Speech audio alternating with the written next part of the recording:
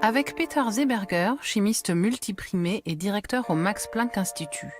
Il travaille sur une plante millénaire, l'artémisia, un actif naturel reconnu pour combattre le paludisme, qui pourrait atténuer la charge virale de la Covid-19. En fait, nous prenons un extrait de l'Artemisia annua, ainsi que des substances chimiques pures également extraites de cette plante, et nous les utilisons pour combattre le nouveau coronavirus.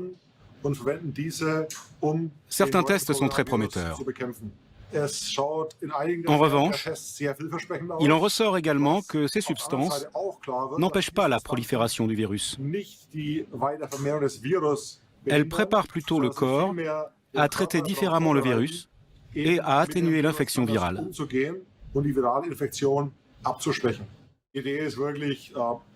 L'idée est vraiment de travailler de manière préventive, si possible.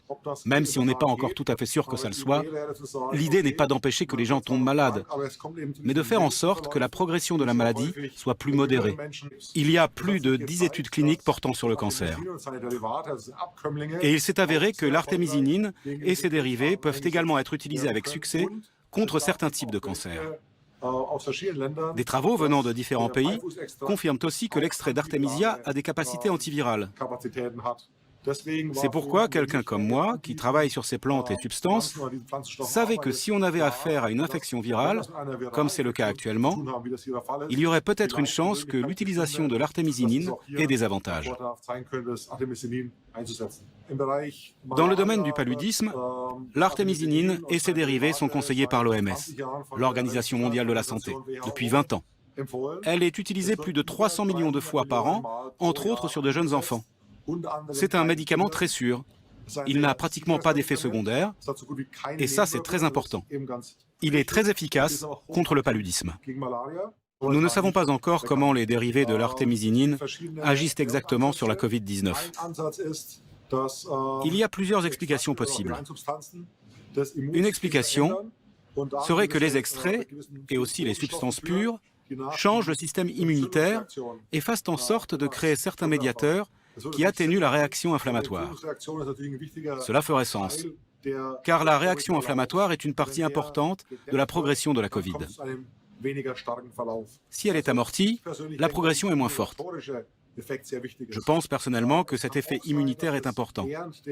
Il est également probable que pendant la phase de pénétration par la protéine spike, cet aiguillon en haut du virus, l'artémisinine interrompt la liaison. C'est une autre possibilité. Il y a eu aussi des études là-dessus. C'est probable qu'il y ait plus d'un mécanisme en action. Et c'est bien sûr optimal. Quand une molécule fait plus d'une chose à la fois, c'est très avantageux. Si la Covid-19 tue massivement depuis quelques mois dans le monde, d'autres virus s'attaquent à la vie humaine depuis plus longtemps. L'OMS a comptabilisé pour le sida 770 000 décès et 1,7 million de nouvelles infections en 2018. À elle seule, l'Afrique compte 25,7 millions de personnes porteuses du VIH, près des 2/3 des personnes infectées. Quant au paludisme, on dénombre au niveau mondial 228 millions de cas. 93% se concentrent sur ce continent, où cette parasitose décime 67% d'enfants.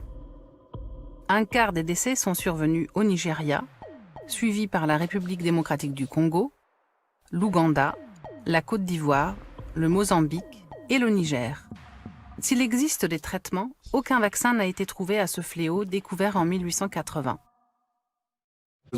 Il faut le dire très clairement, bon nombre des maladies infectieuses sont des maladies de la pauvreté. Elles ne posent aucun problème quand elles apparaissent chez nous. La Covid, c'est autre chose. Le risque de l'avoir est plus grand en Allemagne et en France qu'en Afrique. Par contre, il y a beaucoup d'autres maladies qui ne posent aucun problème chez nous et qui signifient la mort assurée pour quelqu'un qui vit en Afrique. Entre autres, le cancer. Parce que la plupart des médicaments contre le cancer sont beaucoup trop chers pour les gens qui en ont absolument besoin. Même dans nos pays, c'est souvent trop cher pour certains de s'offrir ces nouveaux médicaments.